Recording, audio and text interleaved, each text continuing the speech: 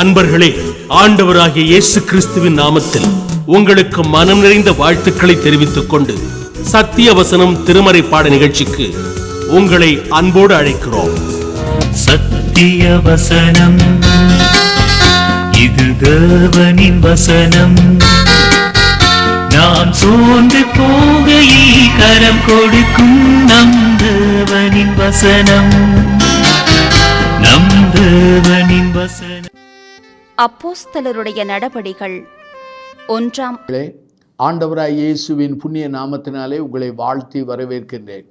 சத்திய வசன நிகழ்ச்சியை காண்கின்ற உங்கள் ஒவ்வொருவரையும் ஆண்டவர் ஆசீர்வதிப்பாராக. உண்மையாகவே பரமேறுதலின் செய்தியை குறித்து நாம் இன்றைக்கு சிந்திக்க போகிறோம். திருச்சபைகளிலே மெயின்லைன் சர்ச்சஸிலே இந்த பரமேறுதலின் ஞாயிறை விசேஷமாக கொண்டாடுவார்கள். ஆனால் இந்த பரமேறுதலின் செய்தியை குறித்து வானொலியிலோ தொலைக்காட்சிகளிலோ அநேகர் பேசுவதில்லை. ஆனால் இந்த பரமேறுதலின் அந்த செய்தி நிகழ்வு மிக முக்கியமானது. அருமையானவர்களே, எவ்வாறு கிறிஸ்மஸ் கிறிஸ்து பிறப்பு முக்கியமானதோ, அதே போல பெரிய வெள்ளிக்கிழமை ஆராதனை எவ்வளவு முக்கியமானதோ, கிறிஸ்துவின் பாடு மரணம் எவ்வளவு முக்கியமானதோ, அதே போல் கிறிஸ்துவனுடைய உயிர்த்தெழுதல் எவ்வளவு முக்கியமானதோ, அதே போல் கிறிஸ்துவனுடைய 2வது வருகை எவ்வளவு முக்கியமானதோ, அதே போல் இந்த பரமேறுதல் மிக முக்கியமான ஒரு நிகழ்வாகும். ஒரு வேத பண்டிதர் எழுதும்போது இப்படி சொல்கிறார், அதாவது ஆண்டவராய் இயேசுவானவர் செய்த மிக முக்கியமான அற்புதங்களிலே இதுவும் முக்கியமான அற்புதங்களில் ஒன்று என்று எழுதுகிறார். அருமையானவர்களே, இந்த பரமேறுதலை குறித்து நாம் கற்றுக்கொள்ளப் போகிறோம். அப்போஸ்தலர் 1ஆம் அதிகாரம் 1லிருந்து 2 வாக்கியங்களை வாசித்தால், லூக்கா முதல் பிரபந்தமாகிய லூக்கா நற்செய்தியை எழுதினார். அவர் எழுதின பிற்பாடு 2வது நூலாக அப்போஸ்தலர் நடபடிகளை அவர் எழுதுகிறார். அப்படி எழுதும் பொழுது அந்த அப்போஸ்தலர் 1ஆம் அதிகாரம் 1-2 அவர் எழுதும்போது அவர் எடுத்துக்கொள்ளப்பட்ட நாள் வரைக்கும் என்ற ஒரு வாக்கிய தொடரை அவர் பயன்படுத்துகிறார். அருமையானவர்களே, அப்போஸ்தலர் 1ஆம் அதிகாரம் 9வது வாக்கியத்திலே கிறிஸ்து வானத்திலே எடுத்துக்கொள்ளப்பட்டார். அப்போஸ்தலர் 1ஆம் அதிகாரம் 11 வாசிப்பீர்கள் என்றால், வானத்துக்கு எடுத்துக்கொள்ளப்பட்ட இயேசுவானவர் எப்படி எழுந்தருளி போனாரோ அப்படியே வருவார் என்று சொல்லப்பட்டிருக்கிறார். 1 கொரிந்தியர் புஸ்தகம் 15ஆம் அதிகாரம் 1-4 வாக்கியங்களை வாசித்து பாருங்கள். அருமையானவர்களே, இந்த பரமேறும் நிகழ்வு என்பது கிறிஸ்து மகிமைப்பட்ட நாளாக அநேகர் விளக்குகிறார்கள். இன்றைக்கு பரமேறு நிகழ்வினுடைய முக்கியத்துவத்தை குறித்து நான் சொல்ல விரும்புகிறேன்.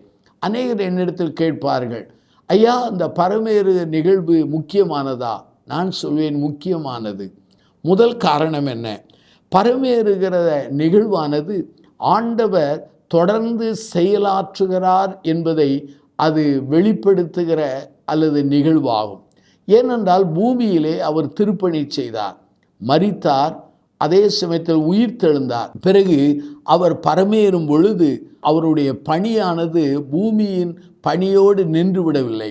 பரமேறுவதன் மூலமாக அவருடைய திருப்பணியானது தொடர்ந்து நடந்து கொண்டே வருகிறது. அப்போஸ்தலர் 1ஆம் அதிகாரம் 1-2 வாக்கியங்களில் லூக்கா முதல் புஸ்தகமாகிய லூக்காவை பற்றி லூக்கா நற்செய்தி நூலை எழுதினார். அதிலே அவர் பூமியிலே மனிதனாக அல்லது மனுஷகுமாரனாக தேவகுமாரனாக நடந்த அந்த நிகழ்வுகள் அல்லது நடப்பித்த அற்புதங்கள், அவர் சொன்ன செய்திகள் எல்லாம் அதில் எழுதப்பட்டிருக்கிறது.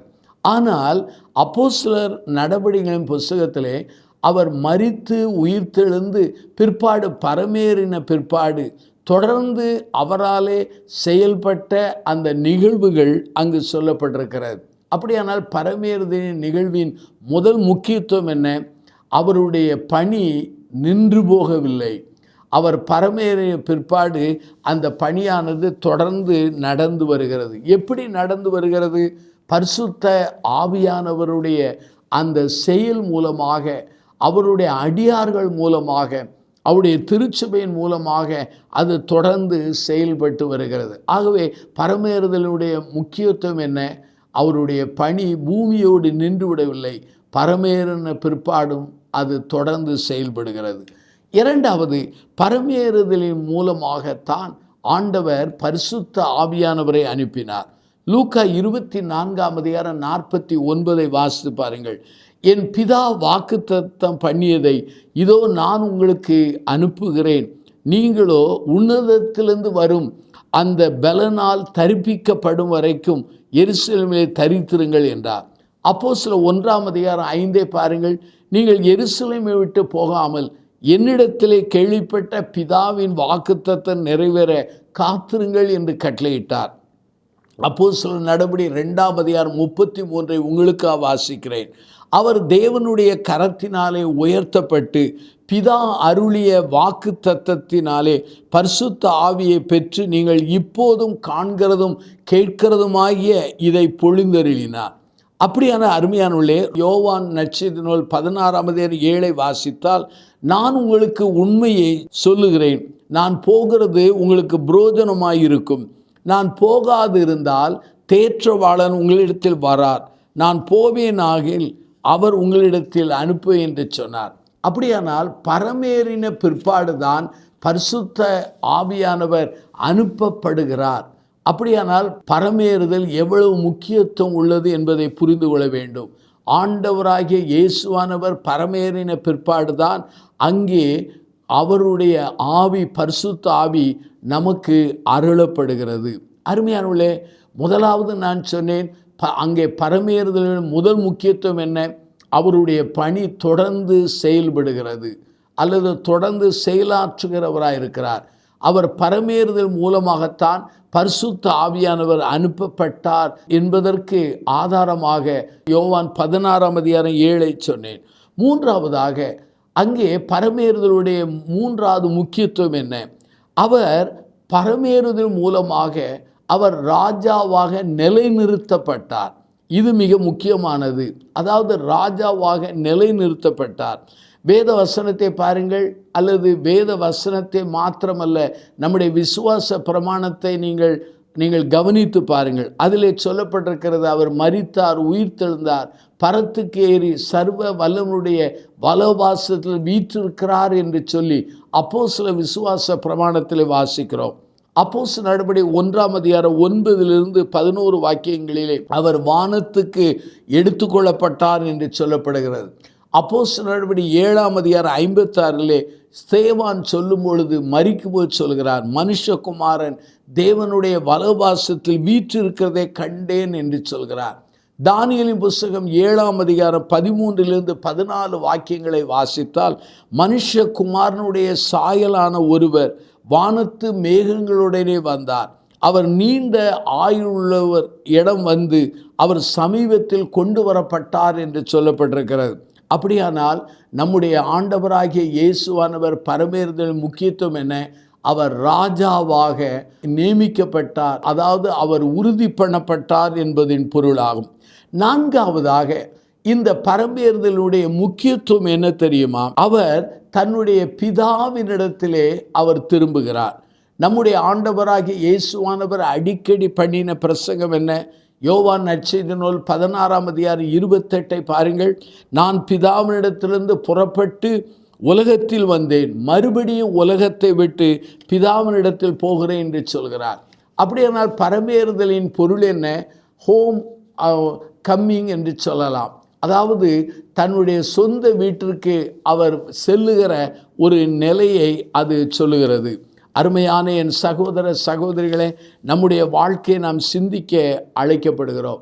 ஆண்டவராய் இயேசுவை, உயிர்த்தெழுந்த ஆண்டவராய் இயேசுவை மரியாள் தொட வரும்பொழுது மரியாளை பார்த்து ஆண்டவர் சொல்கிறார், யோவான் 20:17 மரியாளை பார்த்து என்னை தொடாதே, என் பிதாவும் என் தேவனிடத்திற்கும் உங்கள் பிதாவும் உங்கள் தேவனிடத்துக்கும் நான் இன்னும் போகவில்லை என்று சொல்கிறார். அப்படியானால் பரமேறும்போது தான் அவர் பிதாவினிடத்திலே அவர் திரும்ப செல்லுகிறார் என்பதை சொல்ல விரும்புகிறேன்.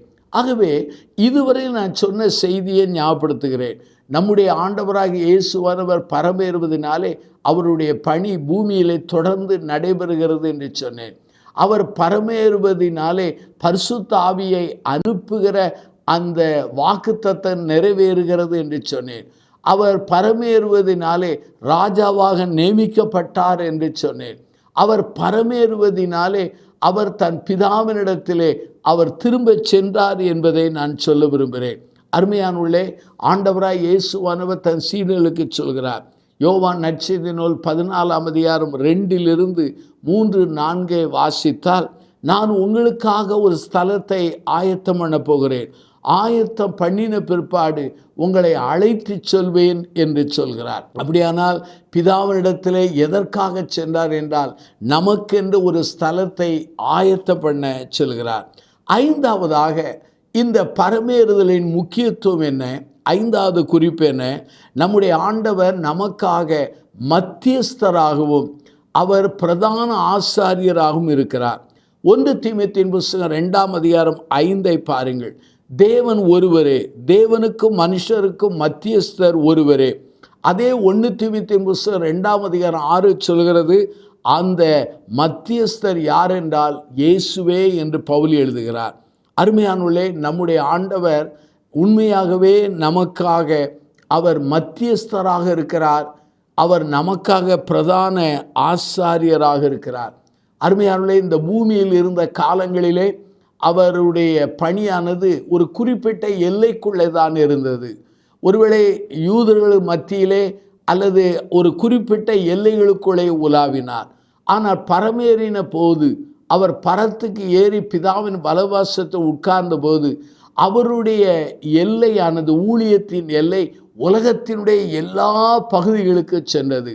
அவர் எருசலேம் அல்ல யூதேயா அல்ல இஸ்ரவேல் பகுதியிலே அல்ல சமாரியா பகுதியிலே பணி செய்தார்.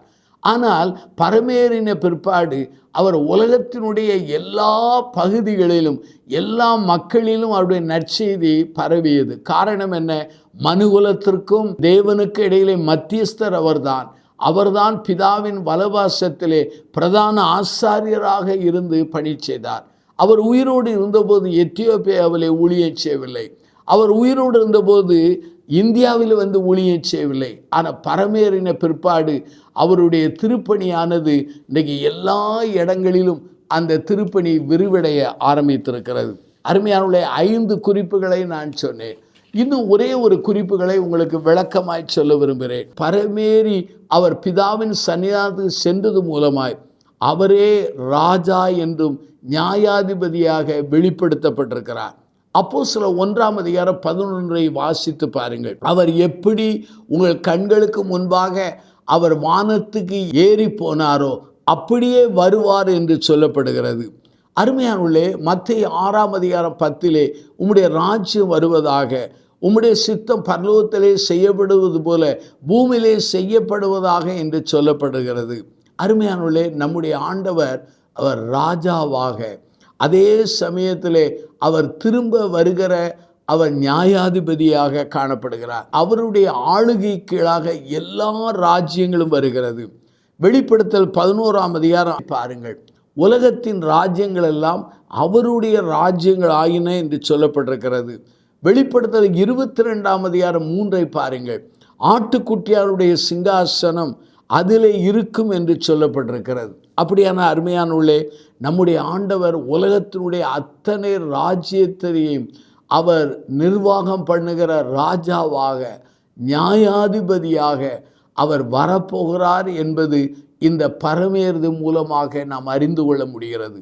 இந்த செய்தியை கேட்டுக்கொண்டிருக்கிற சகோதர சகோதரிகளே, இந்த செய்தி உங்களுக்கு எளிமையாக புரியத்தக்கதாக நான் சொன்னேன். அவர் பரமேறுவதன் மூலமாக இந்த பூமியிலே அவர் செய்த பணி நின்று போகவில்லை, தொடர்ந்து அந்த பணி தொடர்கிறது என்று சொன்னேன்.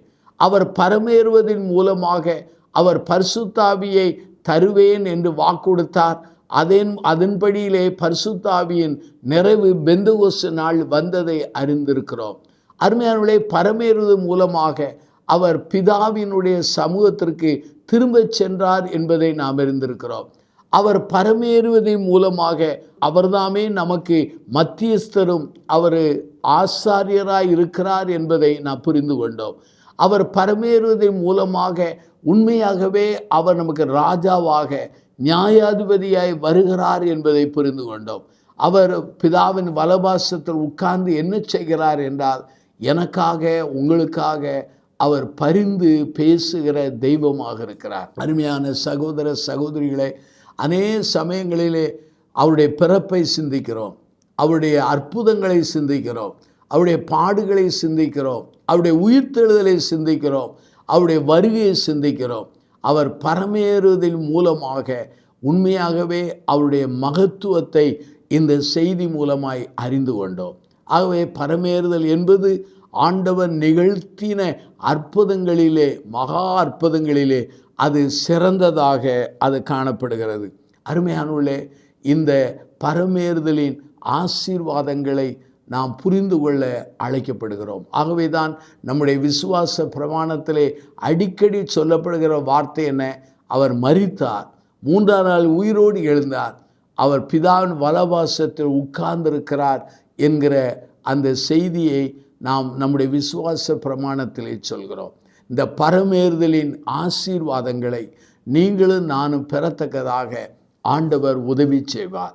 கண்களை மூடி நாம் பிரார்த்தனை செய்வோமா? ஜீவனுள்ள பிதாவே, இந்த நல்ல நாளுக்காக நாங்கள் நன்றி சொல்கிறோம். முதல் விசையாக இந்த பரமேறுதலை குறித்து நாங்கள் அறிய ஆராய்ந்து கொள்ள எங்களுக்கு உதவி செய்தீர். பரமேறுதலை குறித்த திருமுறை வசனங்கள் புதிய ஏற்பாட்டிலே ஏராளமான இடங்களிலே அது கோடியிடப்பட்டிருக்கிறது. அதற்காக நன்றி சொல்கிறோம். பரமேறுதல் மூலமாக உம்முடைய திருப்பணியானது நின்று போகவில்லை என்பதை அறிந்து உம்மை தோத்திரிக்கிறோம். பரமேறுதலின் மூலமாக உம்முடைய திருப்பணியானது இன்றைக்கு உலகமெங்கும் விரிவடைந்திருக்கிறது என்பதை அறிந்திருக்கிறோம். பரமேறுதலை குறித்து சொல்லும் பொழுது, நான் பரலோகத்துக்கு போகவிட்டால் இதோ பரிசுத்த ஆவியானவர் வரார் என்று சொல்லப்பட்டிருக்கிறதே. ஆகவே நீ பரமேறின பிற்பாடு பெந்தகோஸ்து நாளைக்கு அனுப்பின அந்த தூய ஆவியானவருக்காக நன்றி சொல்கிறோம். நீரே எங்களுக்கு மத்தியஸ்தராக, நீரே எங்களுக்கு ராஜாவாக இருக்கிறதற்காக நாங்கள் நன்றி சொல்கிறோம். நீரே எங்களுக்கு நியாயாதிபதியாக நீர் காணப்படுகிறதற்காக நாங்கள் உம்மை துதிக்கிறோம். ஆண்டவரே, நீரே எங்களுக்கு பிரதான ஆசாரியராக இருந்து வழி நடத்துகிறவராக இருக்கிறதற்காக நன்றி சொல்கிறோம். இந்த செய்தியை கேட்ட ஒவ்வொரு மக்களையும் ஆசீர்வதியும். இயேசுவின் நாமத்தில் ஜெபிக்கிறோம் ஜீவனுள்ள பிதாவே, ஆமென். இந்த புத்தகம் பற்றிய விபரங்களுக்கு சத்திய வசனம் அலுவலகத்தை தொடர்பு கொள்ளவும்.